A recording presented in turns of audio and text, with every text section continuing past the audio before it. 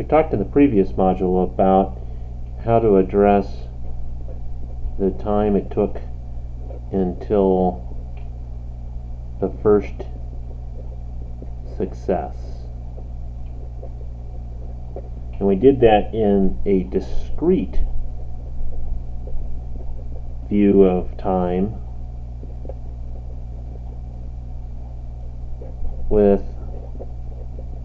the geometric probability mass function,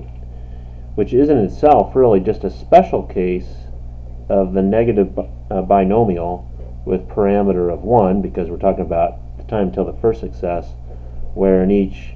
trial we have success rate of p, and p is constant. And that probability mass function then for x was 1 minus p, so the chance that we don't have success a whole bunch of times, which would be,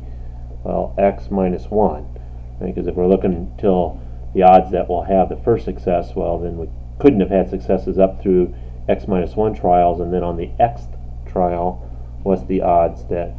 we have it? And our range then goes for a counting integer 1, 2, so on and so forth, on up.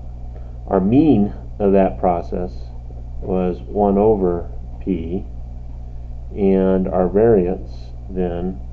was equal to 1 minus p divided by the square of p. And that was in the discrete time where the time until something happens was always a counter integer type of interval, or even if it was somehow 1.5 or 2.5, still the notion of discrete, there are only specific kinds of values. And now we're going to be interested in broadening this out so that the time is not going to be discrete, but rather we want to let time or space, whatever our interval is, be a real number